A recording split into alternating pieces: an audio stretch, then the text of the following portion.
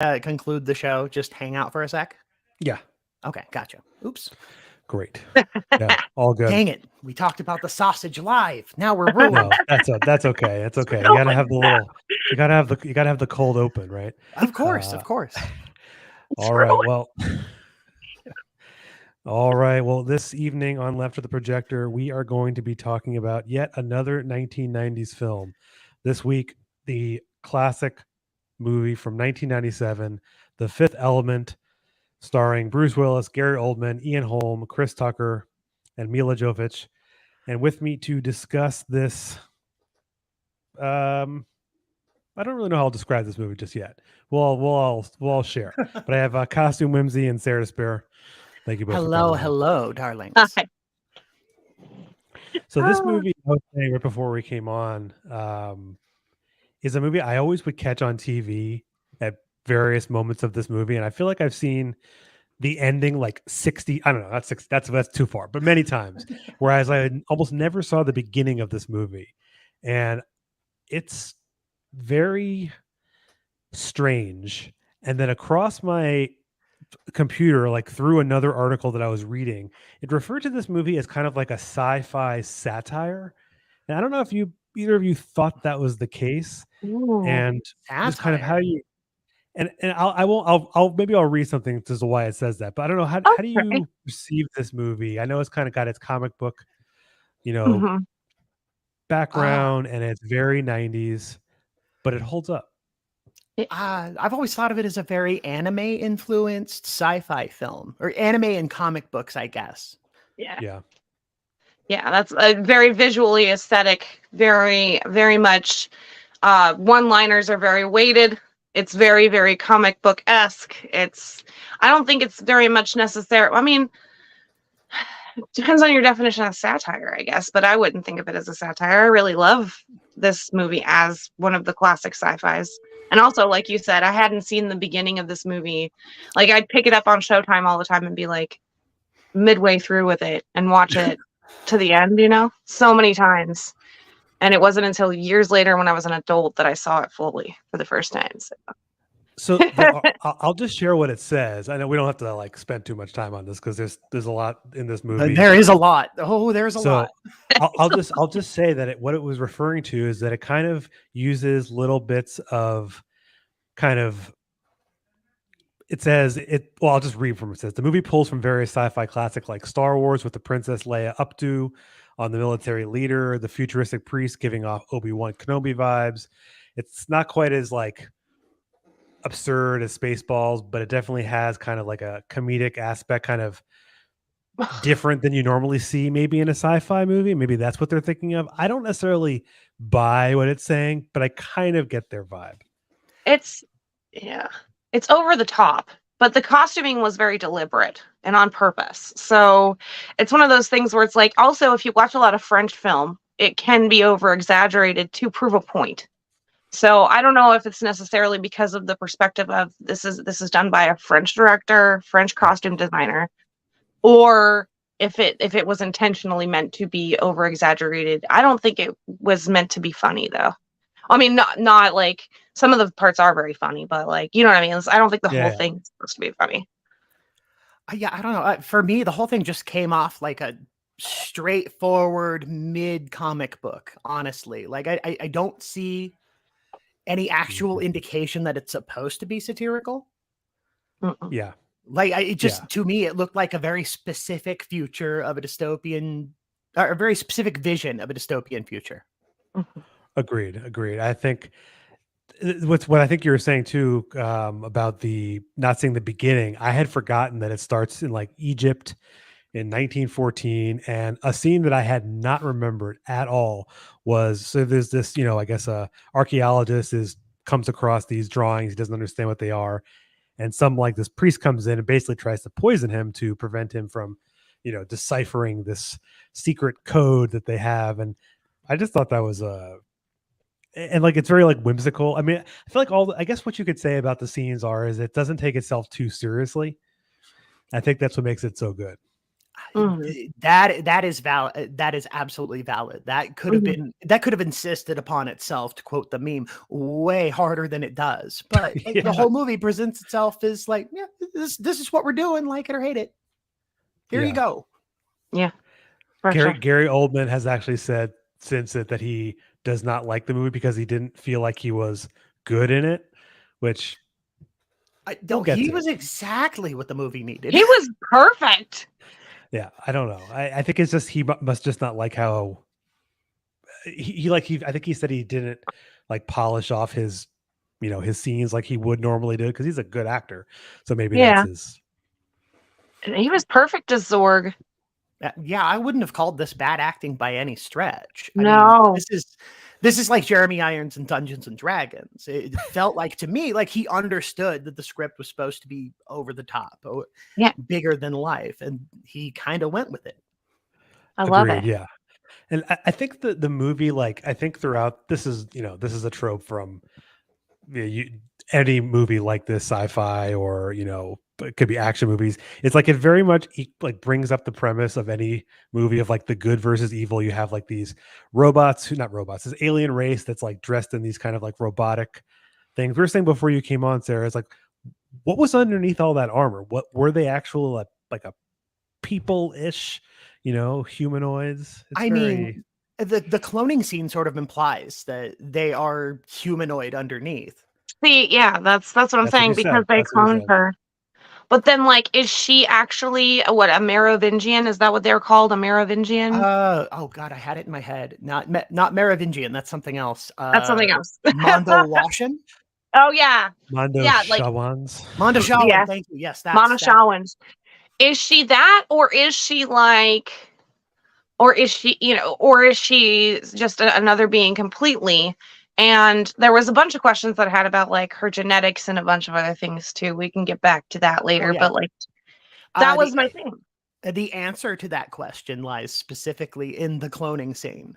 Yeah. Yes. Like, because they Yeah. were very explicit about what about what she was, like Yeah. almost gushing to a point of almost being unsettling with how Right. obsessed they were with genetic perfection, which Right. we will talk about that again too. Cringe. Yes. Yes. Well, so I guess we can like skip past this kind of beginning scene where basically we learn that this ancient race of aliens has basically entrusted these special stones that kind of signify different aspects of life: fire, wind, water, and earth. And then this fifth element, as dun dun dun, that's the name of this movie, is we see is sort of like the being that they have to bring in. It's also very strange that like every 5,000 years this evil this evil planetish thing comes. Like, couldn't they just destroy them the first time? So, oh, go ahead. Oh no, go ahead. Okay, so my thought process on it is I don't think it was always a planet. I don't, because the way that they word the scripture is worded, it's kind of like deciphering the Bible in that evil comes and then the weapon is formed and all this stuff, and it could be interpreted as directly what happens in this movie, but it could also 5,000 years before have just been like something that was mundane on the planet. It's just the thought of evil as a presence, and this time in the revolution, every 5,000 years it happens. That Sure, I mean, okay. that was kind of where I was at with that interpretation, but I could be wrong. So No, I like that. Yeah, see, the issue with it being every 5,000 years is because, like, the way everything panned out, it sort of implied that the moon we have now was the first time that happened. Oh yeah. Because That's true. remember, I think we're beyond worrying about spoilers at this point. But yeah, like, 90s movie. Go watch the movie if you don't know the plot. Come back. I don't.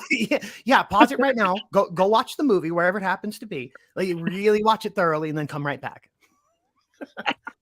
Okay, good. You're back. All right, let's do this. Okay, all right. So when they defeat the big evil, did they give it a name other than Mr. Shadow? No, they just said the black planet or the dark planet. Yeah, or the evil sphere, whatever. But yeah, like Yeah. when they defeated it at the very last second, they talked about how that same metallurgic composition as the moon. Oh my God. Right. See, this is what we were talking about while we were talking about this when we were getting ready to do this, is there were so many freaking throwaway lines in this movie that are this big that if you don't catch it, you won't understand what the heck is going on. So, okay, that makes sense now. That makes a lot of sense. So then, Yeah. so then now Earth has 2 moons. Okay. I mean, yeah, and what little water, what little ocean is left is totally fucked. But I mean, yay, they saved humanity. But it also it comes back only 300 years after this incident. So in 1914. So it's not necessarily every 5,000 years, right? Because it's 1914 when they show the opening scene, and I think it's 2,214 the plot of the movie, right? Well, they're not talking about that being the time span of the movie. They're talking about the last time the evil happened. The evil didn't happen when they were doing okay. If I remember correctly, the Mondoshaowans were only there to pick up the stones because a galactic war was starting and they weren't safe. Yeah, they said a war is no, it's 1914. It's right before World War One. Yeah. In 19 It's yes, right- they it's did right it in before World War 1914. It was an unscheduled visit to pick up the stones. Yeah, I believe. because they said war is coming and this is not safe. And I immediately was like, World War One, World War One, the Boer Wars, all of that stuff in Africa happens. Of course, those stones aren't safe in Egypt. Of course, they're not. I didn't even think of that. I thought the Yeah. They could have Mondoshaowans stopped were on World War about like I, is some what you're saying. galactic war. You No, know? they were just talking about shit on Earth. Oh my God, that makes so much more sense. Oh my God. Yeah, no, they were just like, this shit ain't safe here. Y'all about to destroy each other. All right. See, to all our listeners, this movie is far more complex than you ever would have imagined. Again, tiny lines in the entire movie that like the plot depends on these tiny lines, like the trash in the airport. We're sorry for the inconvenience as the union strikes continue. Bing, and then they move on. Like what? Yeah, I didn't even notice where it came from. I relied on you guys for that information. Yeah. I was just as confused. I was just like, I just in my head was like, oh, dystopian airport that is filthy. I accept this. Let's keep going. This is just how it is. So here's another thing unrelated to that, because that is like I always notice that line or that piece. But you know what? One thing about the aliens that kind of like I was also just having this conversation at the time I watched this movie, so it was just a perfect thing. But it gave me very like ancient alien vibes, where like, oh, Egypt. Of course they came in, they built the pyramids a while back, and so they're back here again in Egypt to, give us some more technology. I don't know. I always ooh. See, I didn't even think about that aspect of anything because, like, I don't know. I guess I just thought, as far as like the plot for me was concerned, and it, being a person that has watched Ancient Aliens and liked it for a long time, that it was like they hid that in plain sight, like it was just yet another tomb, and then that archaeologists stumbled upon it because like they don't discredit any of the other tombs or pyramids or anything that are around. It's just that one, right?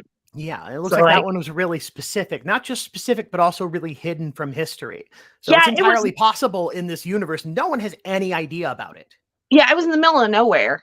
It was in the middle of nowhere. There was no other pyramids around. There wasn't of the sunken in tombs or any indication of anything else that like Egyptian archaeology would have around it as far as like where the pyramids there was no little tent village. There was not a whole bunch of interns or whatever working. I don't know. What to call them in Indiana Jones wasn't there, Yeah, Indiana Jones wasn't there. There was no art stolen. It was, So then they like jump ahead. So we kind of get the sense that there's going to be trouble in the future, and then they zip to this. Basically, the movie takes place, I guess, is in futuristic New York, and they have the president who they make a black president, which I guess a little progressive from the late 90s, which is I guess it's nice to see. It certainly was a surprise. I don't even know how to feel about that decision. Like, was it an executive? Was it an executive being like, "All right, come on, we need this to look a little better for the kids," or was that a directorial decision? Yeah, I don't know.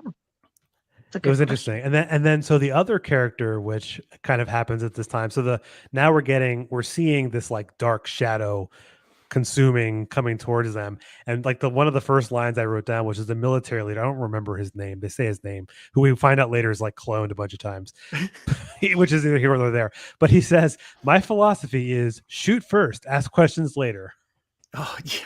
And I'm like, oh, well, that makes sense, because this kind of feels like, and then they like, do not shoot this thing, it will make it stronger. Like, I guess the priest is there, Ian Holm, which is, I love Ian Holm. He's he put on a great performance too. I got to give Ian Holm credit. He did it. He nailed it. He killed this movie. But yeah, so he's like the priest there trying to say, you know, evil begets evil. Shooting only makes it stronger. And so it's of course we shoot at it. Yeah. Well, what else would America do? They don't have any good resources left, any water. They just got to shoot shit.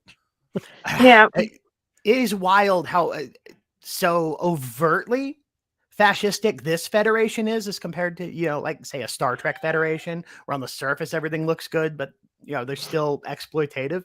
This one is very explicitly overtly fascist. Yeah. And they says there's 300 billion people, which I took for the fact that there must be other planets, because I can't imagine they have Earth at 300 billion. No, but it's never explained. Like, well, yeah, go ahead. I mean, they do travel to a paradise planet. Lost in Paradise is a paradise planet, so obviously they would be on other planets. And doesn't he say something like, on behalf of the Federation of Planets, we want to commend you for your service? Yes. You're right. Okay, so like, yeah, so they have a bunch of planets. And can we also talk about how Floston is basically the word Florida and Houston like mashed together? Floston, Paradise. Oh my god! I only noticed it this time because it's like, anyway. Sorry, that happens later. No, I guess that happens soon, kind. But yeah, it's this huge federation. But you're right though. Like they don't hide the fact that shit is bad. It's not a good place. Incredibly bad. Like people are still fucking broke. People are robbing people at apartment doors for any amount of cash. Like things are desperate. And their homes, like if you could call that apartment, it's like 100 square feet, if that. Yeah, it's a little cubicle. Like the only hotel room I've ever seen smaller is a Japanese tube hotel, and it's literally just enough for you to slide in and go to sleep. But that was absurd.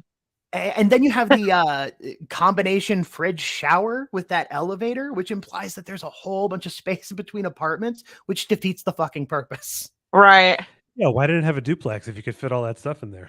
Exactly. Right. Nice hat. You like it? So like the thing, okay, so let's talk about the hat, right? Yes. I noticed this time around because, this is the first time around. Well, I mean, because I watched it 4 times in between the last couple of weeks, but like the first time I sat down and watched it again, I noticed for the first time that like it's actually like it's a security camera footage of a blank hallway on his head, so that you can't see he's robbing you. It looks like a blank hallway. So when you peek through your hole, you don't see who it is. You can't see it. It's just like a blank hallway. I did not notice that until this go round, and I was like, that's actually kind of genius. And he's like laughing at it. He goes, that's a nice hat. And he goes, thanks. You like it? And I'm like, yeah, that's actually really clever for someone they're trying to sell as somebody who is deeply desperate for money. Like that was smart. It was surprisingly clever. He unfortunately knocked on the wrong apartment door because it was like Special Forces Bruce Willis. Right. Wrong door. This sort of tags on to one of my favorite things about the movie, so I can just get it out of the way so we can talk about the good stuff. I love how low tech everything was, despite being, I don't know, hundreds of years in the future. They use plastic overlays instead of holograms. People are carrying around Nintendo cartridges for identification. No one owns a cigarette lighter. Oh, matches. Yeah, everybody's just matches. But like everything is so low tech, despite being spacefaring or what have you. Like even when we go to the luxury place, they just shot that in an opera house. But in every other respect, like there's no evidence. Like in Star Trek, you see it everywhere. There's LCARS panels everywhere. You can find a replicator basically on any set. But here, the only indication that it was in space was that we saw it was in space before. Except when they show Zorg's office later, He Oh, has yeah, those yeah, like yeah. little robots that like sweep stuff up. So the way I took that to meaning is that basically everyone is poor, working class at best, Oh, yeah. and they have like matches. They have, they have nothing of there is tech, but only like the wealthiest of the wealthiest, which is kind of like a hidden little piece of this movie, which is other things about Zorg I'll talk about later. But they definitely show like floss in paradise for like the uber wealthy, and then everyone else is basically poor. Yeah. Yeah. People live in You're underneath a right. smog cloud that police won't even go under. It's like the Jetsons. I It's like they live in the clouds, and like if you go far enough below, like they won't follow you. Well, yeah, because the Flintstones are down there. Exactly. I always tell people this. They're living. That's the nuclear fallout. That's amazing.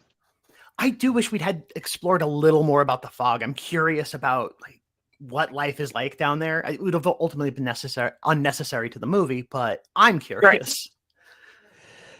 There's also a line that I wanted to that happens. I think when he's Bruce Willis. So his name is Corbin Dallas in the movie, but we can just refer to him as Bruce Willis because, well, we can say whatever you want. What is the difference? He was he Bruce is Willis. Corbin Dallas. Yeah, he is Corbin Dallas, and he's also whatever his name was in Die Hard because they're all Bruce Willis. That's all Bruce Willis. Before he got dementia, and it's like basically that's kind of a sad guy. Poor fucking guy. But anyway, the line that I was thinking of these are like lines that I'm like closely watching that I just kind of like probably half paid attention to. The boss, he has like a cat in his little tiny apartment or his little thing, and the person on the radio or the phone says, "I forgot you prefer the cat to the real thing." Yeah. Which I thought was like again a throwaway line, but it's like yep. And then he says at least the cat comes back because I guess his wife had left him or whatever, and his his mom is annoying as hell. Like he clearly like is just like a sad person. Sad man. He's just living the most dire fucking life. Like he's ex-military. He has to drive. His pension is obviously shit. It's why he has to drive a cab. Basically veterans as we know them now. I was going to say it's pretty accurate. That's pretty accurate for vets. Yep. Yep. And that is a tragedy. It really is. And I like how they specifically talk about like the points on his license. Like there's this little like he's like, oh, if I have 5 points on my license, if I get into an accident. And we also later learn that Zorg owns all like the cab companies. So it seems to be this like elaborate thing where just like a few people own a bunch of stuff, which is really far-fetched. No one could ever buy that. No, never. No. That would never happen. No. Their human nature would clearly intervene at some point. Stop them from building a horrible web of fake companies. Yes. Well, but it's so the thing that kind of like pops in that I feel like, again, sci-fi movie 90s, but then they just kind of like quickly bring in Cornelius to kind of explain like the whole motive of like the evil planet. Like he somehow, because he's part of this order, it seems like they have information that no one else has. Yeah. So Cornelius is Ian Holm for anyone just to. But they said earlier, the Mondo Shaolin that got trapped in that ruin said very specifically to the priest that was there, you have to pass the word down. This is your job now, and hands him off the finger key. Yes, that's right. So so clearly he's been doing their job for 300 years. So I think that it was really interesting though. Like they didn't really explain though how it is that this really weird secretive order of priests ended up becoming on the advisory board of the planets at all. Like, because to me, that's kind of like if if a disaster was going on here, like currently, and they just had some random bishop from some order somewhere be like advising them on everything, right? That is weird. His presence as an advisor, his presence that close, implies that this belief system, this order, whatever it is, has a lot of mainstream cred, which implies there are a lot of people who actively practice the faith, Mhm. and more importantly, a lot of rich people who actively practice the faith. Well, Right. maybe maybe that alien, when he was trapped in the tomb, left behind, I don't know, some Scientology text and said, pass Oh this on. no! Oh no! No, it And was Xenu the whole time. He L. can Ron clear Hubbard his was right. statements and also know how to stop the Dark Planet. because not only do they have the priest, he also has like his assistant there too. It's like clearly Yeah, religion is some like important thing. I mean, I understand religious advisors, as far like, because we have that as far as like our presidency has religious advisors or whatever, right? That's like Mhm. a weird thing that Yeah. happens. So, like, here's my thing though, is like, this isn't mainstream Christianity. This is literally this random, order of priests who have a very tangible weapon. Yeah, Like, boy, you now that I'm thinking about it, there is no overt Christianity presence in this movie. No. Like That's no fair. no crucifixes, no. Yeah, there's no crucifixes. You don't see anything like a church. You don't see a nun or a priest. Well, okay. Except the temple at the end, right? That's the only time there's any kind of religious. Yeah. anything. The only religion that seems to exist on this particular earth is this one about Mondo Shawans and whatever Yeah. that entails. God That's is fair. apparently dead, and so now. Well, that's the other thing too. There's no weird aspect of the fact that they're friends with the Madashawans. Like that's just expected because I guess if they've colonized other planets, Yeah. presumably they. Yeah, I mean, they were Talk to them. expecting the Mondo Shawans too. I'm not sure if the government was expecting them or if it was just Cornelius. He told them about it. He told them yeah. about it. He told them about it. Yeah, He's that's like, true. they're gonna bring us this weapon. This is And what's that's up. why they let them across their hilariously contrived border control. Yeah. Fill the wall. Well, Hold on, guys. Hold on, we're in space. We're 3D flying is a thing. So here's how we're going to control our borders. We're just going to have a row of lights, A ring. a ring of lights, and nothing else. And it's not going to work because as soon as they let the Mondo Shawans through, What are 3 dimensions, really? What are 3 dimensions? Yeah, and it's like the border control didn't even work because the second they passed through, they got attacked by people who flew over the border. Yep. Well, the other thing too we shouldn't go past because I think very important. you mentioned Sorry. the what do you call it, like the taxi cab scene, like at the beginning. Yeah. We should like briefly talk about like how cool I feel like the sets are in this movie. Like there's a lot of information about how most of the sets were designed by the art team, like they were like comic book. Because you said at the beginning, Sarah, that you felt like a comic book, like a graphic novel. Yeah, that's how it was built. Literally, how they built this, like the visual aspect, which I think is pretty good given the age of this movie. Oh yeah, they put in a lot of work to make this movie look good, and it didn't. Hey, Pumpkin, why don't you go sit down? Sorry about that. That's okay. Anyway, where was I? Right. The set, all the set designs. They didn't just like in a lot of sci-fi movies, they'll build the thing to look very sci-fi, but then they won't put any life in it. Right. There's no roughness, no indication of use. And then you look at this movie, and there absolutely is. There's stuff on the walls. The walls are kind of dirty. But there's like indication of wear and tear. Mm-hmm. Yes, and they also specifically when they were talking about making it, I'm blanking on the person who did the design now. I had it open, but he was talking about how like when they built the scenes of looking at the streets, they actually like put people in the streets. Mm-hmm. Like as opposed to just being like, oh, it's just the cabs are just flying by. They had the craziest thing is they had the train that goes vertical. Mm-hmm. Oh, Anyone catch yeah. that? Like, Yeah. Yeah, Up and like, down. it's cool. Yeah, the world feels really lived in. Yes. It feels like it exists and it's actually like achievable. Mhm. Like it's something that is not far-fetched from what our New York looks like. Yeah, like it looks so lived in. You could theoretically veer away from the main story and zoom in on a random person and still have something compelling to discuss. Yeah. Yeah, and that's the cool part about it, is it feels big. Mm-hmm. Yeah, I agree. Absolutely. I think they did a magnificent job, and so like I think that gets you to like basically to the point where they finally introduce Gary Oldman, who plays Zorg. And the first note I put down is like, this guy's voice. Why is it Southern? I forgot it was Southern until I rewatched it. That was it blew my mind. Like I just remembered him being kind of deep voiced and I didn't expect to hear like a car salesman from. I didn't expect to hear a Texas car salesman.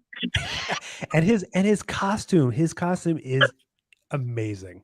Yes. It's really good. I still want an explanation for his plastic sideburns. Or not plastic sideburns, the plastic fade he's got. Yeah. Other than that, I really enjoyed it. Maybe he The had like hairdo a is botch wild. operation or something. Maybe. That's the thing. Is like it It doesn't clearly make serves sense, some but kind it's of. great. Yeah, it's like it's doing something. That there's probably a whole culture around transparent plastic fucking fades like that. There's probably a whole bunch of rich people who do it, and like I don't know. Now I'm just gushing. I apologize. No, I mean, well, and they also make it pretty explicit to like what he is. He's basically like a weapons manufacturing capitalist who seems to own like Everything, a lot of shit, and he has really nice weapons. He's like showing. So then like that's kind of like the plot of the like how he falls in. He wants these stones, and so he basically makes a deal with like a different alien race to acquire them, and then it brings into like they bring it to him, and of course the briefcase is empty, like the stones are inside, which is like one of my favorite things in this movie is like the constant fact that these people do not check their shit before they take them away. No, never. No, in the entirety of the movie. Why would anybody open a box they were sent to retrieve? Ridiculous. Right? Just assume the thing you're after is in there. Right. And so they attempt to bring it, and so he gets real pissed and he uses one of his fancy weapons and just basically just murders a bunch of, I don't remember the name of the race of that other group. Oh, I don't remember either. Hang on. No. And the thing Mangalores? Yes. The Mangalores. Okay. So yeah, so basically and then they're like kind of like shapeshifters. They can go from their race to like I forgot about that too. They're assassins. Yeah, like they're my favorite hunters. scene is like when the one guy like shakes his face and it's like bubbling out because he can't like retain his his his whatever it is. But yeah, that I thought was interesting. They struggled to hold a form, but they could do it. Yeah, like all that is super interesting. Anyway, so we've now to the point where I think like one of the best and most interesting scenes in the movie, which is the DNA strands that they find at the crash site for a hand. The one gauntlet. The one little, this little like box that they're bringing into this. The most highly technical, like the two most technological advanced things are the weapons and this DNA maker. Mm-hmm. Oh, that makes sense. You're right, actually. Like those are the military essentially is the only thing that has fancy shit, which again, not at all accurate. No, not at all. No, not at all. Not on the nose. Spend their money on weapons instead of feeding people with replicators or something. Yeah. So I think you both had some things to say about this little DNA machine that's going to give us Lilu. Yeah.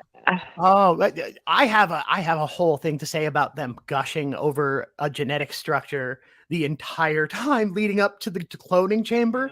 Like I said, at first it's like, okay, cool. You're telling me that there's alien DNA. Okay, now you're gushing about how perfect it is. Okay, you're still doing it.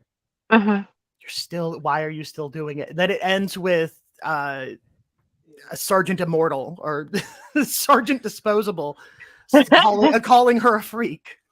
Yeah. He also says, I'd like to take a few pictures for the archives. Oh, yeah. Like that becomes a running gag, though. Like a really creepy running gag because everybody's like, I need photos for the archives. And I think it happens 3 times. It does. Like that's a thing in this movie. I feel like they take like a little gag and they they've Kinda run replicated with it, it. and I feel like it. And Yeah. what I love about that is it gets funnier each time. Oh yeah, it's good. I do have to bring up at this point that we are talking about. Well, okay, I guess maybe this makes more sense later. But Mila Jovovich is so fucking young, and everybody is like, "Oh my god, she's so hot!" Every single Yeah. person in the movie, and that felt a little unsettling to me. Yeah. Yeah, she's 22, by the way, in this movie. Yeah. Yes, She was- well, okay. Hold on. Technically, she's only 48 hours old by the end of the movie. Right. And then also she is also thousands of years old. So my thoughts on the genetic reproduction thing, because yeah, icky, the whole your genetics make you perfect situation, that eugenics. Anyway, so but this is the building block of the whole movie, right? Is that she's a perfect being that is also the thing that will save everyone. Mm-hmm. Right. She's literally being objectified. Right. So like the entire thing is that she is an object more than a person, and she's a concept of perfection. But I had a couple of like confusing lore questions intermixed with all of this too, because I was like, all right, she had this, like, when they came and got her in 1914, she was in that metal thing, right? Her head was, it was a statue that was looking up at the sky screaming. And they took that and they wheeled it out, and then they were gonna bring her back to Earth. And that whole ship got blown up, and the only thing that was left of that metal thing is the hand, right? And then so here's the thing though, is every 5,000 years, this being is supposed to, like, and I think we briefly discussed this being is supposed to, again, she's supposed to wake up, right? Again. Yeah. Are they gonna invent another sarcophagus to put her in? That's an interesting question. So like, she's got a boyfriend now. Are you just gonna like put her back in her box? Like, that's not cool.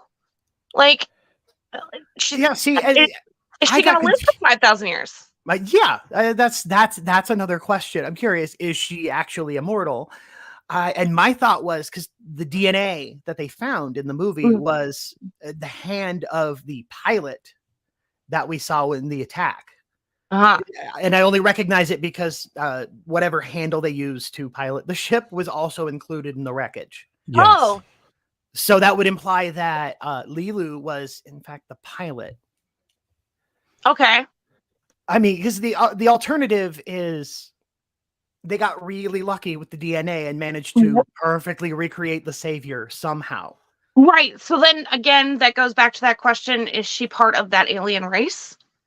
And do they all have the potential to become the fifth element and understand human love?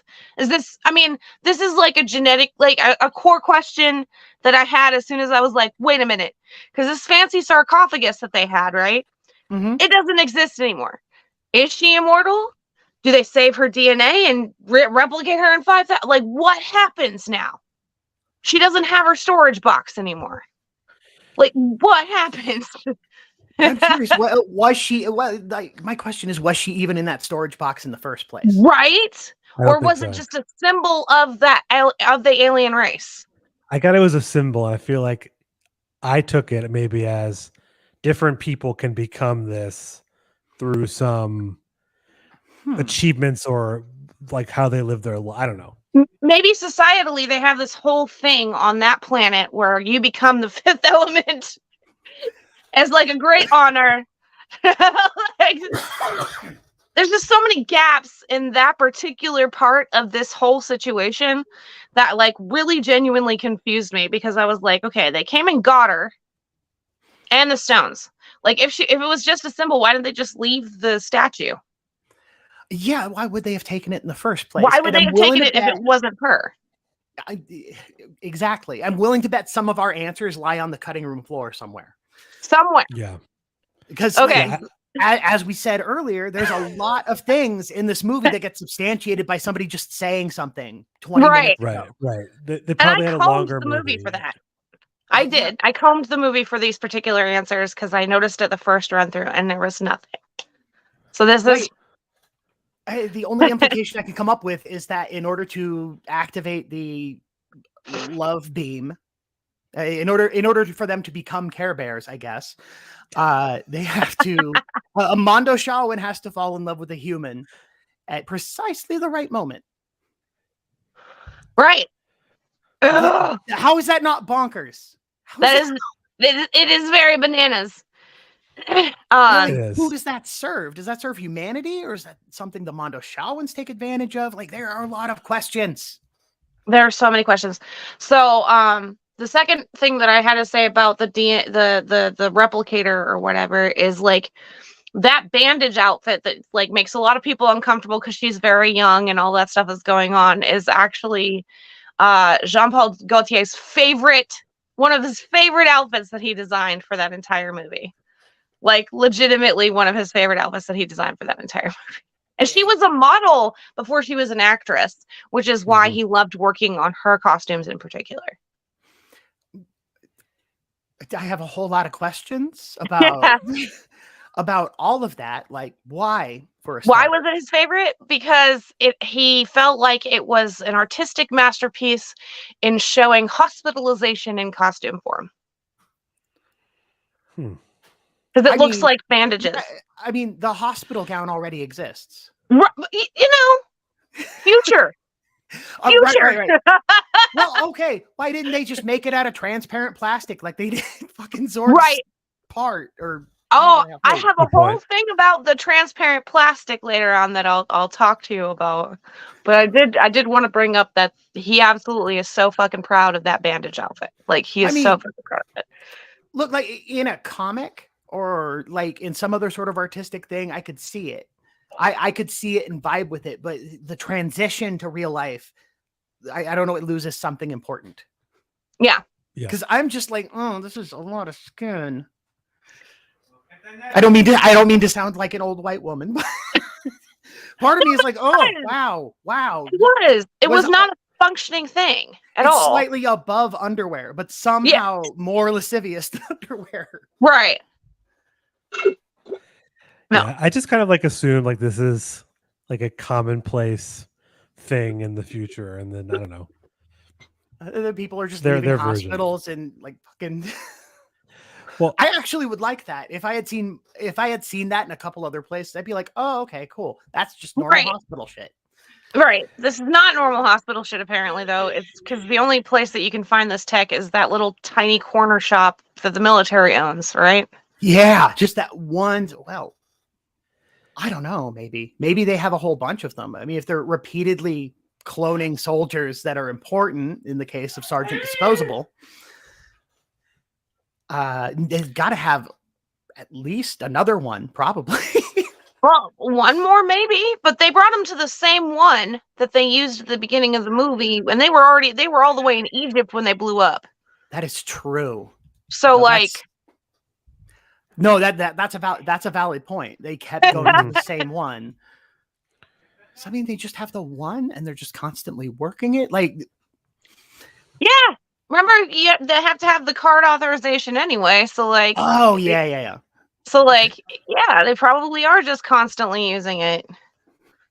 Yeah, like they're just constantly stamp forging mediocre sergeants.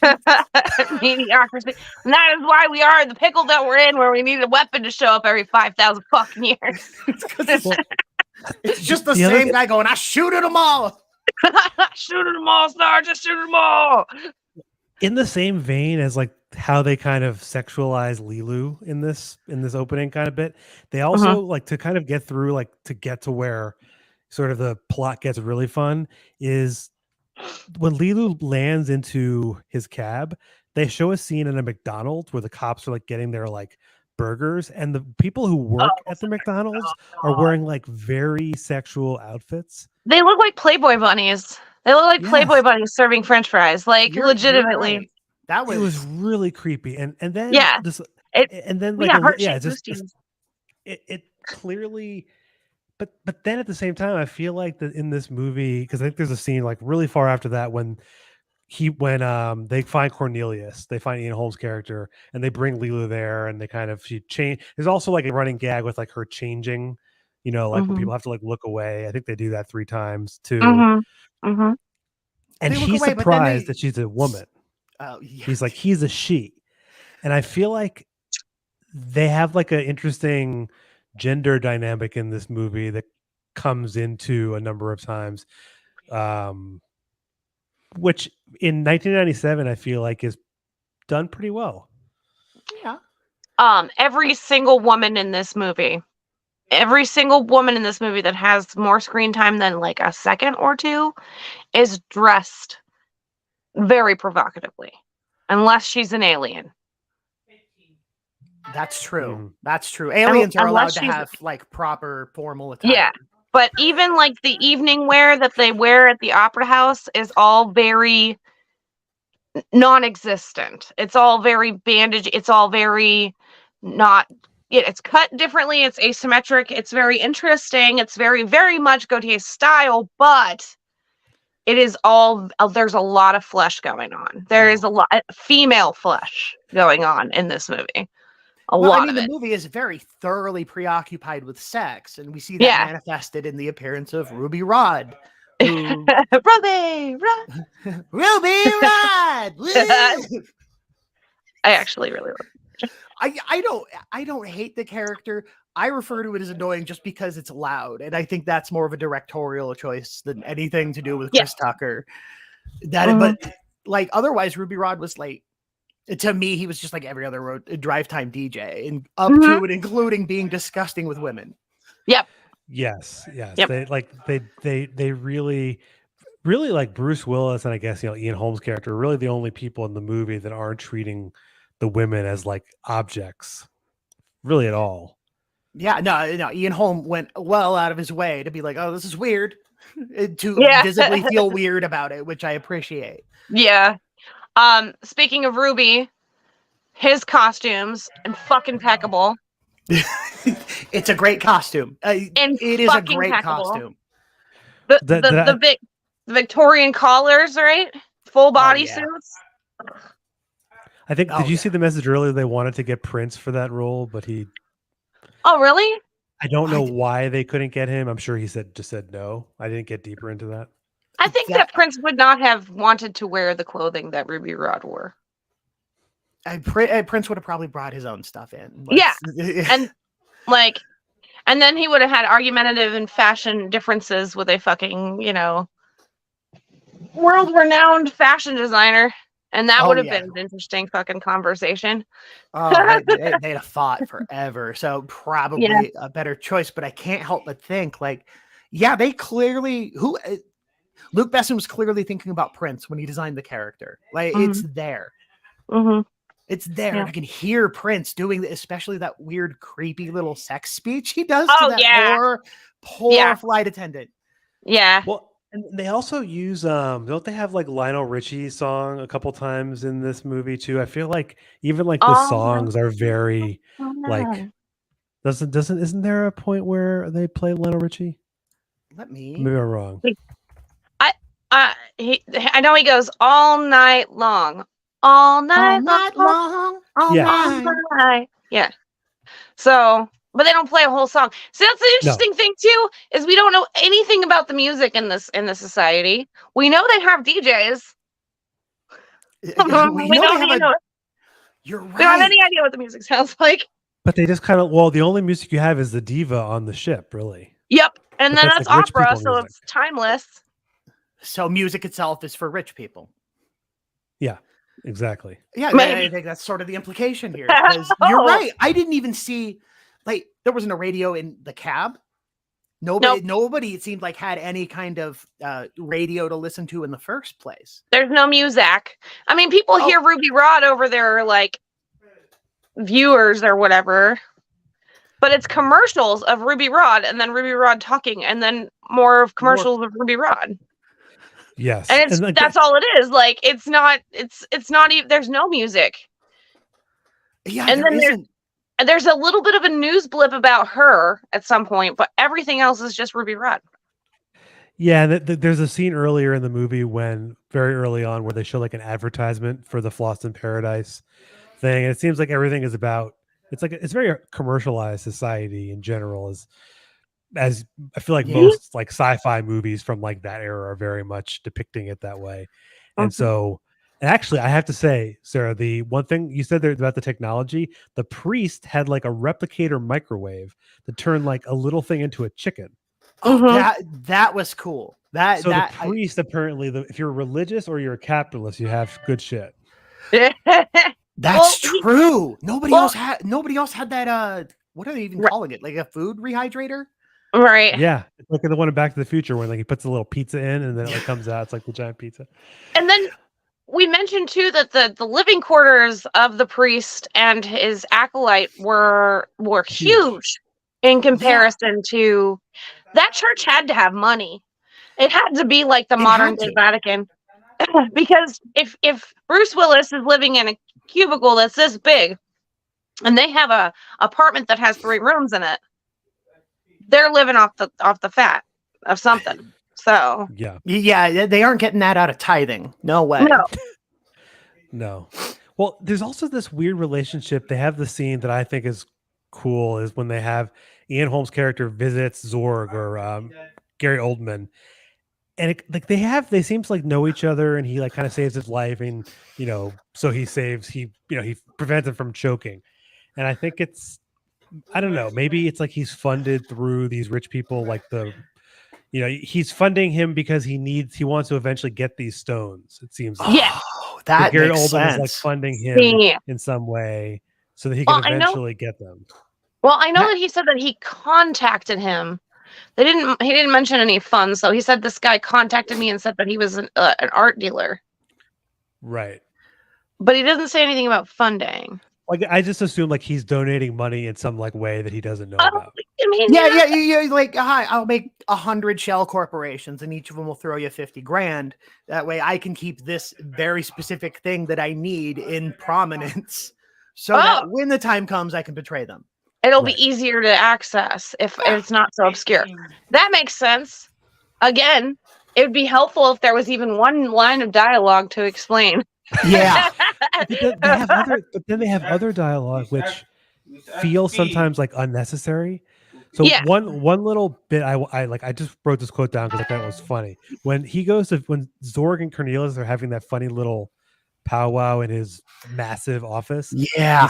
He goes, life, which you so nobly serve, comes from destruction, disorder, and chaos. And then he says something like, chaos creates jobs and things for people. And then the people who created those things, technicians, engineers, feed their children with it. So he's basically talking about like this chain of, if we make some useless gadgets, it gives people employed where we could just take care of their needs and not build these useless gadgets. Trickle down economics. He believes in trickle down economics. He literally. Oh my God, you're right. Yeah. Oh my God, he's describing trickle down economics. The whole thing I was fixated on throughout that entire scene was he threw down a glass in a room he built specifically to do all of that, to try and make a point about nature.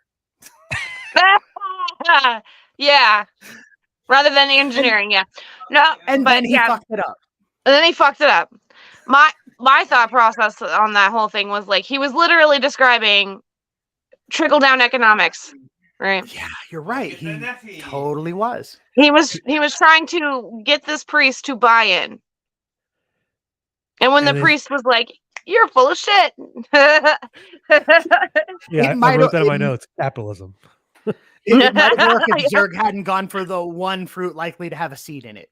Right. All the fucking options. Also worth pointing out, this is the only time we actually see fruit in the movie. Yeah. Yes. Super arrogant. Yeah, Very rich. it's one of the only times you actually see real food at all because the McDonald's food was wrapped up. The chicken, and that's it. I think those are the only 2 times. Chicken.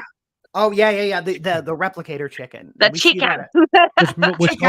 Which could be fake, right? Like it could just be like a protein something. Maybe.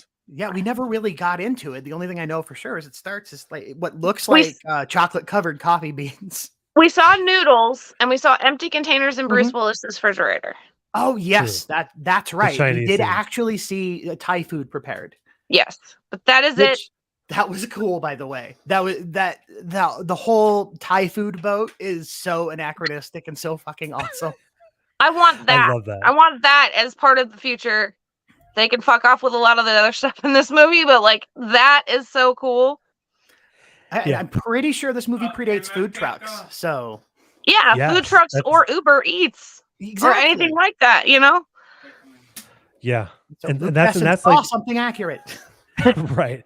Well, and then they're like, this is when basically they recruit Bruce Willis is now basically kind of forced back into being, in the military, if you will, or whatever he was doing before. And basically the only reason they pick him is because the only one alive. They're like, yeah, you're good at your job, but you're also alive. So that's a good thing. And there's this is where we see like the refrigerator that goes into the ground, and like also somehow the refrigerator is cold enough to like kill 3 people in like 5 Freeze minutes. them to death. Yeah. That was a bit of a surprise too. This scene in particular, where he's having to hide all these people, it really reminded me of like a very classic French farce. If you know what I'm Which talking makes about. perfect sense given the director. Yeah. So that's like the one bit that you could make me maybe go, okay, maybe this is satirical, because they just took a minute to do a little French farce in order to move the plot along. Right. It was good. I enjoyed it. I noticed that pattern, and that's the only thing that could make me think, oh, maybe this was intended to be satirical. Yeah. If it is, it has my favorite line in the entire movie, which I say more times than I should, is when they're like, oh, is there human? And he goes, negative. I am a meat popsicle. Yep. I don't know what makes that line so funny. It just is funny. Do you classify as human? Yellow. With his hands in like little yellow things. Do you classify as human? Negative. I'm a meat popsicle. Also, auto wash. Auto wash. That was actually a really neat touch. That was a really like that gave the movie more of a, oh, there's actually something happening behind the walls feel. Yeah. Cornelius. Well, what do you make of like these yellow circles, which they use? I think, again, I feel like they use them 2 or 3 times. They use them a lot. They come up again at the airport in the airport scene. It's like a fingerprint scanner, or like, I wonder what it isn't visibly doing anything. No. So my initial takeaway is it's like, no, this is where you put your hand so the other systems work at their most optimal.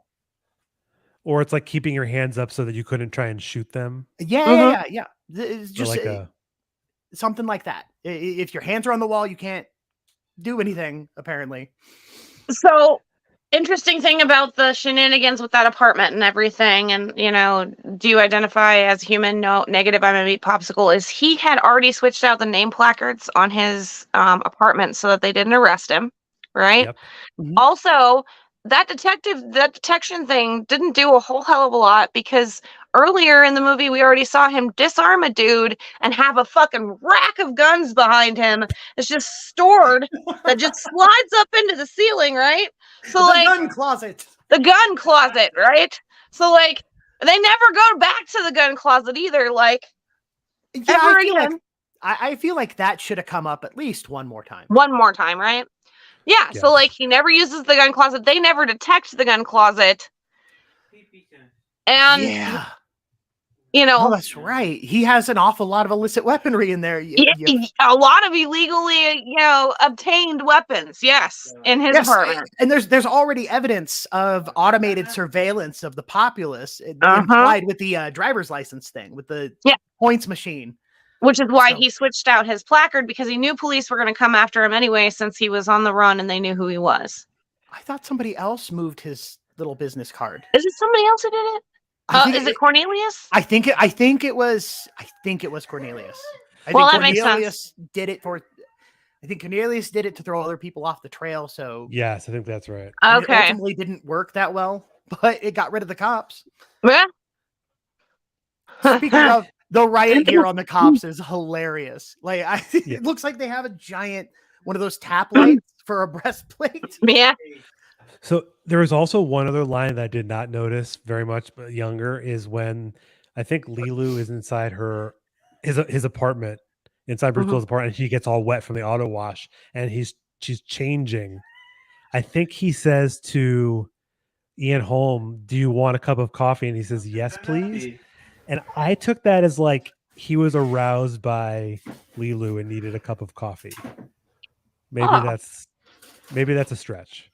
Maybe I thought it was more him be trying to get distracted by something else. Yes, please. Like, this is a really awkward situation. She has her shirt off and is wringing it out right Okay. behind me. That's a little bit less creepy I would than like to my like attempt focus on this coffee machine, but honestly, I'd like to knock you out with this trophy. Yeah, because that's literally, he got him into a position where he could knock him out right as like he was trying to give him some coffee. That felt more improvised in the moment. Like he realized, oh shit, heavyweight, back of head. I can get what I want. By his own damn trophy from the unit in which he is the only one alive, he gets knocked out. Right? Like with his like Emmy award. This poor man, Bruce Willis's character gets like repeatedly kicked. He's a badass, but he's been through a lot of trauma to get there. And they make sure you know dementia. He's been hitting the head a few too many times. A few. He's got at least a concussion. Like, got officially fucked throughout the entire movie. Like the impetus of everything. The impetus of the second act is him getting fired. Yep. From there, it's all just downhill, and he has to deal with increasingly shitty circumstance after shitty circumstance after shitty circumstance. At least he got a really cool like plane he got to fly for a few minutes. Right? Oh yeah, that's true. He did the fly circ ship. Well, I love the airport scene when he gets there to like board like the Floston Paradise jetliner or whatever. Oh, you mentioned before with like the clothing and rubble at the airport. I just think that it's like, why design the airport this way?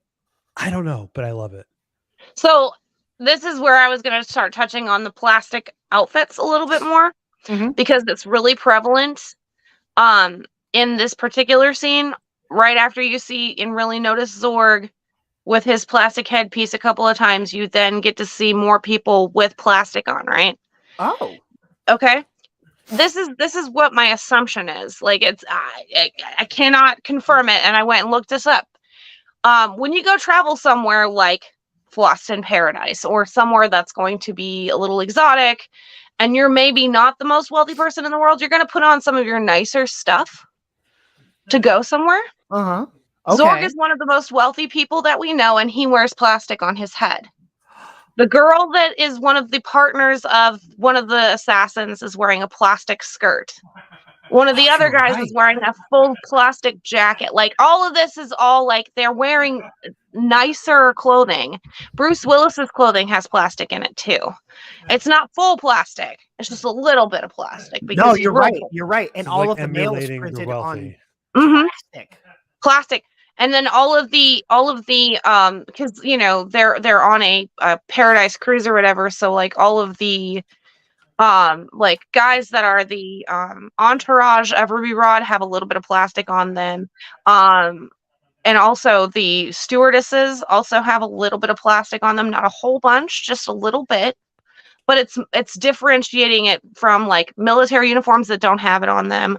The science guys don't have it on them. So I think it's a status symbol. That's exactly the word I was going to say. It sounds. I think it's a status symbol. I think that, you know, the more plastic you wear, the more wealthy you seem.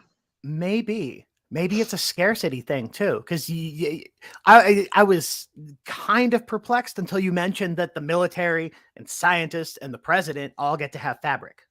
Mm-hmm. Maybe, just maybe, the reason, you know, people are using plastic for letters and clothing and stuff like that is because there's no more natural fibers to make fabric from. I mean, that's also fair. Fast fashion has made it impossible to have actual fabric. That's also another. But you know what I'm saying, like, though, because like Zorg is wearing it as a big piece of his costuming, which is why I assumed it has more to do with status. Yeah, than scarcity. That actually makes sense, because that's why it's clean plastic. And then the lady in the plastic dress, it looked a little I don't want to say not clean, but like it's green. cheaper. Yeah. Well, he says that, right? Doesn't Chris Tucker like specifically mention it to her? It's like he like, doesn't Ruby Rod, Chris Tucker's character, specifically mention like things being green? Like that's like a thing he specifically calls out.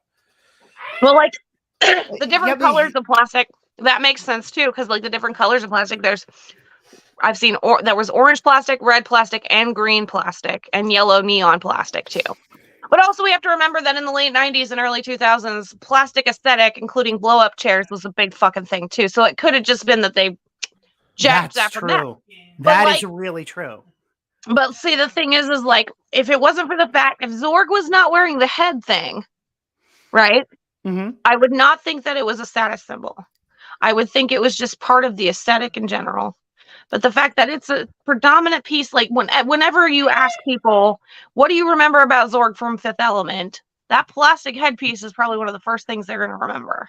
It's the first real thing you notice about him. Like the first time we ever see Zorg, he's shot from behind, and all you see is that crazy swooped hairdo, the swoop and the plastic fade or whatever. I've called it a million things this episode. It's okay. I also wonder too, because of the way that it is on his head and everything, is I wonder if it's protecting his scalp from something, protecting him from something too. I don't know. Like, because the evil thing makes you bleed from your forehead, so who knows really? Bleed or leak oil? See that it's blood. It's blood. It was a little creepy looking. I just interpreted it as used motor oil. That's what it looked like to me, or like some sinister tar or something. Right. Yeah, no, it's blood. I wish that had come back, or they had tried to explain it in some capacity. Well, so when he does like this, it actually runs red. Yeah, that was like the one creepy little moment in the body horror. Body fluid. It's the one attempt at body horror. It's good never though. Really explained. Like it's creepy though. It is. It's very creepy. It just kind of comes out of nowhere. Twice in the movie. Twice. Yes, it does. I remember the once. The scene where they try to blow up the planet with the guy, right? The guy tries to blow up the planet, and he's looking at the planet. They're like, pull back, pull back. He starts to bleed from his head. Oh shit! You're right. He goes, and then you see the fucking skull come out of the planet, right? And then no more. You are absolutely right. So I didn't even catch that.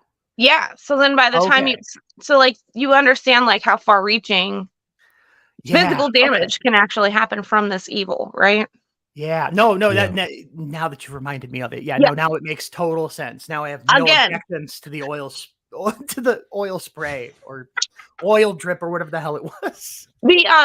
The tiny, like I said, fragments of conversation and split seconds of film that you have to make sure you pay attention to this movie, or you will miss. Oh yeah, this is a real escape room of a movie. You got to be looking everywhere to figure some stuff out. Yeah. Yes. Well, I need to also mention that Chris Tucker, the Ruby Rod, is a little bit problematic and a little rapey in this movie. You're right. Yeah. He likes tricking this woman. He's like, oh yeah, I love her. And then it's his didn't remember her name. So, okay. He says, though, I've never felt this way about a woman. A human woman ever. Yeah. So he implies that he was into some alien dudes. Okay. Well, so am I. I mean, it's a legitimate thing, but it's also, I do get the tone definitely implies that he's lying his ass off to get laid. Yeah. It sounds. Well, his facial expression's yeah, sure. But at the same time, the way that he puts it to make it the least lie that it possibly can be is that he's a human woman. I'm not technically lying. Yeah, not technically lying because you're a human woman and I usually sleep with alien dudes. So, well, maybe aliens of all kinds. I don't want to assume what Ruby Rod's sexuality is. They could be they could be pan-galactic and pansexual. Totally okay. Well, that was the other thing too, is they didn't really discuss any of the other alien races, and most of them look super humanoid. So that's right. Especially when the diva's got human features, but then has the the Twi'lek braids. Not Twi'lek braids, the Twi'lek head tentacles. Mm-hmm. Yeah, that whole thing is very weird. The whole audience and her entourage and everybody is mostly humanoid. Like they have little slight features that would make them seem alien, but for the most part, they all look compatible to the human race. Yeah. Oh, that's So, fascinating. Since are we officially talking about Lost in Paradise? Because I got some. are we going to talk about Lost Yeah. in Paradise now? Yeah. Because we've been sort of dancing around the airport a little bit. Although, Uh-huh. again, I do want to point out the airport. They decided to go with a farce, with a classic farce, in order to convey. Okay, maybe this movie is satirical. in 3, and it was in 3s again too. So yes, it absolutely was, and it played out. Yeah, I think this was at least intended to be a comedy. I don't know. I don't know how well it succeeded, but it's at least funny. Oh, I mean, it's super quotable and hilarious. I think it qualifies as at least a little bit of a comedy. Oh, sure. But like, I never thought the point was to make me laugh. I thought it was just like, hey, here's a fun sci-fi story with some kind of jokes in there. Yeah. Well, the whole like Floss in Paradise is just. Well, so that's another thing. They apparently have light speed technology. Yeah. I mean, they'd have to have. This whole movie takes place in the same. This is another thing I was talking to you about before. Apparently, this form of space travel, they've also managed to link all of the universe to the same fucking clock. Yeah, because they go into space. If you've seen Interstellar, you know that's gonna. If you've seen Interstellar, you know anything about science, I guess. You know that time changes the further you get away from Earth. But not in this movie. They were able to go to something like Venus and then back in the same 48 hours. Yeah. Yeah, exactly. Yeah. So yeah, it would have to be light speed or faster than light or some kind of warp tech. I feel like it was warp tech. It had to have been because they got there in a span of hours. It was not even like. But they put them speed all of to light. sleep, right? To indicate. Yeah, they put them all to sleep. Interesting. But they didn't put everybody to sleep. They didn't put stewardesses, Ruby Rod. Stewardesses are the flight attendants or people who are flying. The Ruby Rod, the Ruby Rod didn't. So I wonder what the purpose of the sleep was, other than just cut to the fucking hotel. Fit as many people onto the flight as possible without them causing a disruption. Oh, that's a fair point. Think about how many people, how many Karens you could avoid on airplanes if you just knocked everybody you don't have to serve out. any drinks. There's no drink service, no food service. Yeah, no drink service, no food, no nothing. You get them to their pod, you knock them the fuck out, and then they get to their destination. No problems, no questions. Goodbye. Okay. And then it's just like the richest of the rich, right? Like the control. Paradise is this wealthy cruise ship. It's a resort. Yeah, it's a resort ship. It is a resort ship, and they had them on roller beds for some reason. That was actually kind of a neat little touch, but it was just an array of soft rollers that he just slid into. Mm-hmm. And also they show like Bruce Willis's room. Obviously he had won this contest, so he gets a bigger room, but it's massive, right? Like it's everyone, and like the diva has her own massive room again. She's like the celebrity. But clearly it's like this, elaborate elite getaway. Yeah, like they're meeting leaders and emperors of different planets and their entourages, and galaxy famous singers who are so drugged out of their minds they don't know the difference between a pool ball and a gun. That guy was not drugged. That guy was deaf and mute. Yeah. Oh. Yeah, there was a scene right when Bruce came into the theater for the first time, I think. And it was that dude and his entourage, and he was doing the "I can't hear you" stuff. I think Ruby says something like to the effect of like he's hard of hearing, big and famous, but can't hear a thing or something. No, the thing that he said was that he was full of drugs when Ruby Rod was talking about him, which is why I assumed it was drugs. Yes, drugs? He said he was so blasted out of his mind he has no idea what's going on, or something along those lines. Maybe. Yeah, which is why I assumed it's drugs, not deafness, drugs. Yes, the whole time, I thought it was just no, it just came off like a miscommunication bit. I didn't think about him being stoned out of his gourd. Mm-hmm. Yep. Oh, that's interesting. I'm gonna have to relook at that. Please do, because I could be wrong, but I swear, because I kept trying to make sure I was getting the details right, because little details in one line. You're supposed to understand an entire character in one line. Yeah. Yeah. They could have done a little more, maybe a little more explanation, or they really could have just ditched the bit, because honestly, the whole bit didn't really do anything. No, it didn't read it in any, and then by the time he was like, hey, give me the thing, it could have been fine one way or the other. I don't know, because like the whole bit is predicated on, this disabled person didn't know to throw me a gun.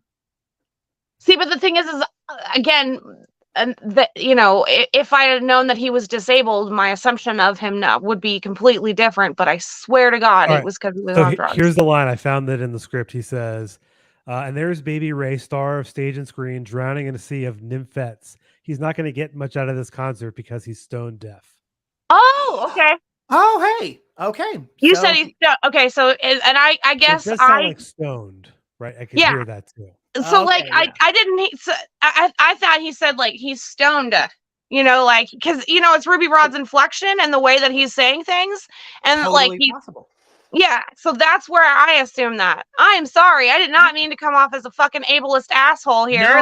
That's terrible. No. It's okay. You had a different takeaway from the movie. Had a different takeaway from the movie. That's why we're talking about it now. That's why it makes it, I think, like a satirical, funny joke, because he's going to the concert, but he can't hear them sing. Like, that's funny. Kind of. Like, the punchline is still, haha, deaf guy in inappropriate place. Yes. So, like, I don't know that I would have written that joke now, but I can also see how it's like, well, but it was in cartoons at the time, so it's kind of hard. They needed that joke for later when he like can't throw him the gun. Like that was set up for the gag. Yeah. And that's and again, I thought that whole gag was predicated on the fact that the guy is so high that he cannot figure out what the hell the guy is saying to him, and that's why he hands him the cue ball. If he'd have been high, that would have made the joke. See, I think that's why I thought it was funny. Well, the whole point of this thing is to look at movies in retrospect and go, okay. Yeah, well, maybe wouldn't have said that was a terrible decision. Let's not do that again. But like, God, well, I'm going to be mad at this movie about that. It's a good thing that Bruce Willis didn't hear the diva when she said the stones are in me. If she didn't say like, I'm stoned in me. And he's like, wait, what do I do? What the fuck? Let's talk about this wonderful plan of the Mondo Shawans, by the way, for securing those stones to store them inside of an opera singer. Like, how was this supposed to go down? And how did they get in there? There's no surgery scar. There's no evidence of. So, like, there's only really two ways, right? So, like, I thought, or. So my thought on this is that like she obviously has some psychic powers. She knew that they were there and everything without communicating with anybody. So like my thought is that perhaps that she had some way to phase it into her body, mind over matter type situation. I would much rather think of it that way than she shoved it in one of the two orifices that she owns, or however many orifices she triangular. owns. Those are very pointy. Just saying. We also don't know about her biology. Right. Like, who knows? But I think that's the only way I can think of. Like, if there's some kind of phasing tech. Yeah. Something. It makes sense. But, like, given how it went down, like, how are they going to extract those stones in a hotel room? Maybe because she is, maybe her brand of psychic is, like, precognizant and she knew she was going to die. Maybe it could did totally feel that way. Like she seemed to like know what was going to happen, to happen. And so then Bruce Willis has to like reach in there with like the blue blood, horror-ish kind of scene. And then then I think it's right after this when like Zorg comes and he gets like the briefcase, but he leaves the planet and opens the fucking box. Yeah. Bro. So like. Fool me once. Shame on me. They're doing that whole opera scene, which I thought was really cool how they filmed that. I think you were the one who sent us the thing where they filmed their initial reactions to the costuming itself, which was cool to me. So everybody's reaction was genuine. in the interim of him watching the show, though, Lilu is kicking some serious ass, right? She's winning. She's winning against those guys that are trying to steal the case to begin with. And then Zorg fucking shows up and shoots her. With the fancy gun that he... With the fancy fucking... With the big fancy gun. Yeah. And then at that point is when Zorg goes, I have to do it myself. And he goes and gets it and puts the bomb on the door. But by then, they've already had that whole battle with the same guys. Yeah, that fight scene was also pretty awesome. It was a really good fight scene. I mean, good music. Yes. Setting it to that. God, what kind of genre would I? Sort of electronica-esque opera thing. Yeah. Fucking great fight scene. They did a lot of really cool things in this movie. Yeah, but. And I love how, like, she's suffering, she's in pain, the diva's dying at the same time. It's paralleling each other, and she's like, she needs you more than just, to protect her, So she might seem strong. Is this ship the Titanic? Because it's a bunch of rich people on a boat, they're playing some music, and then apparently it, like, crashes. Oh, no, does it crash? Oh, it gets blown up. It just fully exploded. It gets blown that was up. a little Titanic action. The rich people. Yeah. And it's so sad because they think they're safe. And then fucking Zorg puts a bomb on it. Yeah, they never really did mention any sort of evacuation, did they? They tried. But by the time that, because it had only had like 3 minutes left on the bomb by the time the bomb detector sensed it because of all of the other battles that were going on. Everybody was running towards the exits. The bomb gets the arm like at the last second by Zorg, and then it's the alien race that blows it up because they're pissed. They're like, we'll blow up ourselves to kill Zorg. And a bunch of rich people. Yeah. I mean, I don't know why they made that decision. There was no indication that did we call them Mongoloids? Or I never found another name for them. Mangalores, yes. Mangalore. Okay. Mangalore, yes. Mangalore. Okay. Cool, I'll go with that. So could it be perhaps that just the director fucking hates capitalism? I mean, he made the root of all evil capitalism and the trickle down theory, So like, perhaps he was like, these people that are upholding these systems of power, fuck them, blow them up, whatever. It's the last 30 minutes of the movie. We got shit to do. We got the fifth element. We got to get it to the planet. Blow it up. Okay. Yeah. Oh, right. One thing I did absolutely note down. The second bomb is the third note in Zurg getting fucked over by his own incompetence. Yes. They love the three. Well, rule of three is very, very useful in comedy. Oh, yeah. And also, go ahead. Oh no, I was just going to... Can someone tell me how they got to Egypt in like 10 minutes? Zorg's ship. He is one of the wealthiest people on the planet. He goes from our planet to that ship in like no time. Faster than Zorg's ship? Yes. Yes, they steal his ship. Okay. They run because he gets the empty box the second time and he goes back thinking he's going to get it. Yeah, so he's got the gun, he gets out of the ship, and then as he's leaving, they go, here's a ship, and they're carrying her, and they all get on his ship. Yes, and it's his ship, it's the fastest. Yeah. And then while that's happening, he disarms his own bomb, and the Mongol. It's the fastest ship in the galaxy. It has to be, right? Falcon. Yeah. Look, who knows how many parsecs it can do that? Yeah, they did the Kessel run to Egypt. And now he owns Egypt.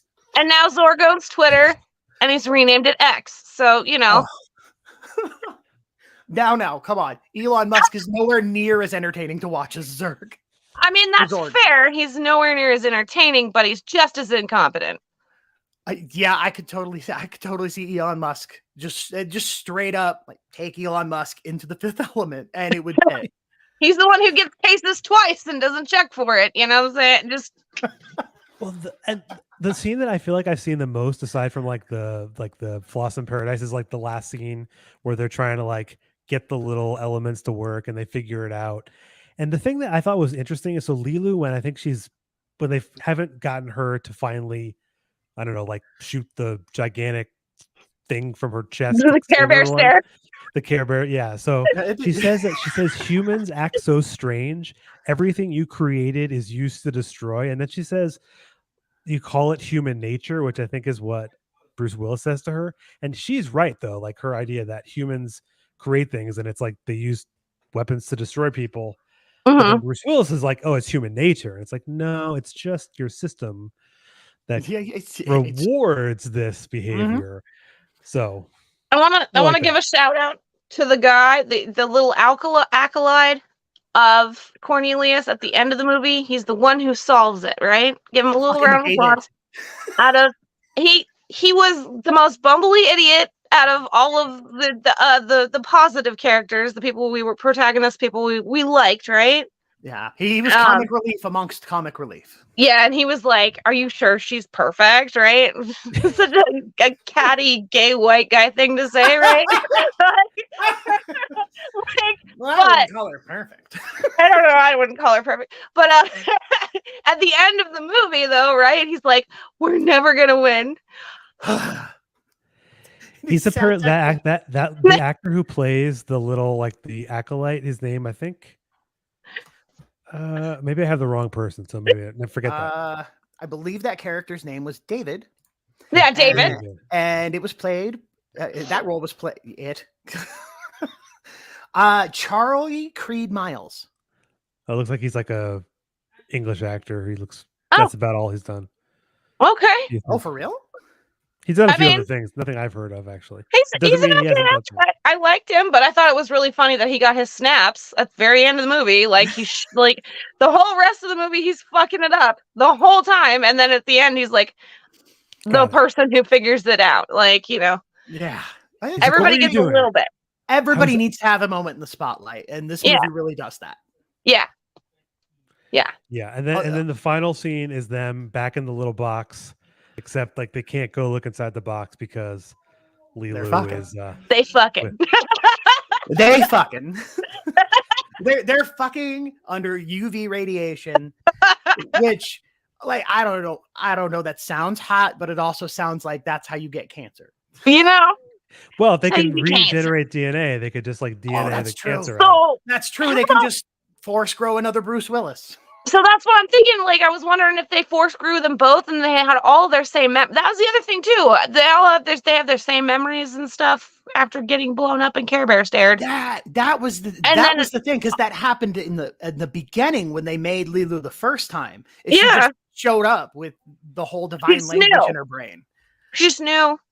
Yeah. And then they came back to life through the genetic thing and just decided to start having sex, so that's cool. Well, I don't think they died after doing the Care Bear stare. You don't think so? No. I think like in every other movie, they probably just fell over. Okay, because I got the impression that he was hugging a nuke. See, now you got me thinking about that, because now that I'm thinking about this through the lens of this movie is desperately obsessed with sex. Yeah. Then that was a space orgasm that defeated the movie. Spacegasm. Yes. And can I add one final note, and then we can give our last things. How did the mother reach the president in that final scene on the phone? Oh, dude, Bruce Willis's mom as the best aunt in the world. She calls in at the end, and she's like. The lines are so funny. She's like, "Don't pull this crap with me. I'd recognize that trash can of a voice of yours in a dark alley and during a rainstorm." You don't sound like an idiot. The president is an idiot, hun. When I think of all the sacrifice for him, the mother's voice in this movie, the few scenes, the 3 times, is also perfect. That was one of the best bits this movie had. Yeah, okay, maybe this is a comedy. Yeah. There's definitely been some times where I think we've all encountered people who've been instead of grateful that you get to do something cool, they're like, oh, why didn't you take me? That whole middle scene where she's just like, how dare you? I'll just put my head in an oven, It was weird that they got my mom to play that role. Wait, that was my mom. No, wait. What? Are we related? We're all cousins. All right. Oh no. That's theoretically possible. Yeah. My pops was a wandering man. So this movie is a comedy, maybe like kind of satirical more than maybe at the beginning we expected it to be, just because of all these gags and the way they kind of deliver things Yeah. unintentionally. But a French director is a French director, you know? Maybe it's just the way it lands on American audience. Maybe like French people totally are like, oh, that's a comedy. That is what comedy's supposed to look like, you doofuses. Why are you taking it seriously? They love Will Ferrell, so well, who doesn't love Will Ferrell? That's right. That man is a national treasure. Right. Well, I was trying to see I wonder how well this movie did in France. So like I took it as something something more along the lines of more of a realistic take on a progression of the same like timeline that we're dealing with right now. Yeah, I could see that. Very slapsticky, yes, but I mean, they had to cram so much information and world build so much in a 90s action sci-fi movie that like the runtime. Not that much. I think it's like an hour and 20 minutes, maybe. An hour 53. Oh wow. So I have to say this. So this movie made 60 million in America. It made 200 internationally. 200 million? 200 million? International. It tripled the amount of money it made abroad than it did in America. It's so this different. movie was funny for people abroad, for people in other countries. It's so different than any other sci-fi movie that we even have now, though. Like, I think sci-fi takes itself really, really seriously. It really does. It really does. I think a large part of the character we get from Fifth Element is like the obvious low budget shit they had to do to make this movie work. And blew their whole budget on a designer, a worldwide designer. Oh, that was probably not the best idea, honestly. You know? Like, I don't hate the costuming, but like, you know, you could have gotten 3 regular costumers from Hollywood to do that job. Yeah, and then all of the rest, like if you look at Jean-Paul Gaultier's entire line since he designed for Fifth Element, it's just like rehashings of the same thing over and over again, which is actually kind of disappointing because I feel like maybe he felt like he peaked at some point creatively with that, and now he doesn't want to do anything else, which is fine if that's the way his niche is. But I feel like he could be exploring a lot more different things, and he hasn't in the 20 years since this movie came out. They were supposed to make a sequel, but it didn't happen because of how poorly it had done in the United States, which is kind of a shame. That is a shame. I'm kind of happy about that. Like, a sequel might have made the first one worse. It's like Stargate 2. Exactly my point. Or any kind of unnecessary sequel. It also took 7 years to make this movie. It took 7 years to make this movie, apparently. 7 years? From not to actually film it, but like from the beginning of scripting and all of it. Oh, yeah. Yeah, because didn't that one, comic book artist from fucking scratch design an entire world for them to film off of? Like, that shit takes some work. It's actually been there for a while because, as I understand it, Luc Besson started writing the story when he was 17. Yeah, right, and it kind of shows. I will tell you that Bruce Willis is the only actor who sold his likeness to one of those deepfake AI companies. So they could make the sequel where Bruce Willis is simply just like an AI hologram, because apparently we're going to eventually have that. I will hate that. I will hate all of that. And I know it's going to happen in like 4 years. Probably. Someone was saying that they hope that it happens so that we can all completely hate it and make them realize that it was a giant mistake. Yeah. So I did like the little flashes of flair that like the standard, because you know how I want to say in the last 100 years or so, as far as I'm still going to talk about costuming a little bit, the basic shirt pant combo with boots is like a thing that throughout the 100 years that we've existed, still going strong. Shirt pant boots, how like he twisted that, but also Bruce Willis admitted several times he hated his costumes. Yeah, they did look a little uncomfortable. He was like, but I gotta do it. Well, I mean, that's just Bruce Willis's thing. He's working. He's just a working actor. Like, I gotta work. I gotta wear this shit. I'm completely unaffected by my wealth. I just want to be cool on a camera for a job. That's it. There you That's go. all I'm doing. Yeah. Mm-hmm. Well, this movie, I think go ahead. it holds up. I think anyone out there should give it a second, I a rewatch. really loved it. I I loved still do. Like, even though now I can see that the cars running underneath traffic are obviously painted on a plate and being moved, and I could see all of that, I still am like, oh, this movie's awesome. I'm really pissed about the ableist joke that I didn't know was ableist until tonight. I okay. mean, it came out what in the 90s? It was Yeah, gonna I have know. some 97, ableism. yeah. Like, I know. think about movies released around that time. What the fuck was that movie? Trading Places? Oh, Yeah. Yeah, we're coming off a period where we had movies where somebody would just outright drop the N-word in the middle of a comedy. So Well, I think given that the only thing that happened is lol, deaf guy doesn't understand gun is like, comparatively speaking, probably a little more tame. right. Agreed. I know. But I was Like, just, I'm so mad now because I thought it was because he was on drugs.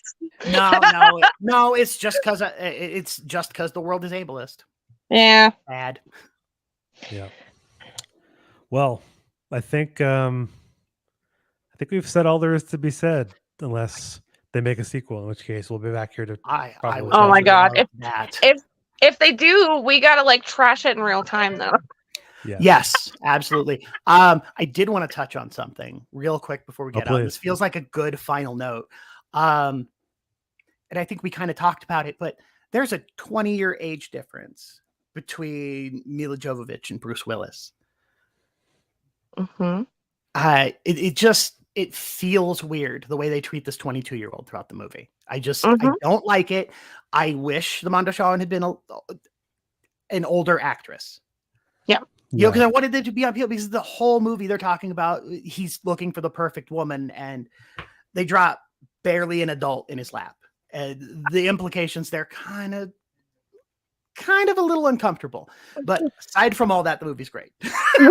with that, I was like a side note, did you, when you guys were watching this, notice, I don't know if it's because it was remastered or whatever, but they made Bruce Willis look a lot younger than he actually was in this movie. Like, I was looking at it, I kept watching it going, he looks a lot younger than he is supposed to be in this movie. Because like a lot younger, because he looks younger than he looked in Die Hard in some scenes in this movie. And I don't know if it's like the Botox was real good or if it's a remaster or what the deal was, but look at some of those scenes. He was 42 again, in this movie.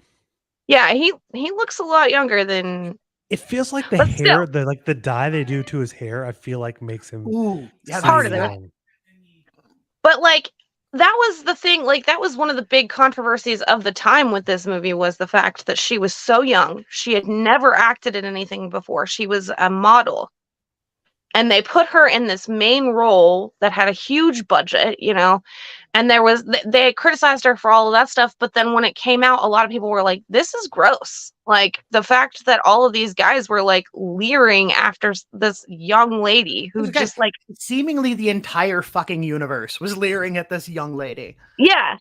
And it's definitely, but I wonder sometimes if that was kind of that they wanted that unsettledness, though, because even the McDonald's employees are wearing heart-shaped bustiers. Like, that's true. You have to wonder if it's intentionally over the top, or if it's just old men being gross. Like, we don't know.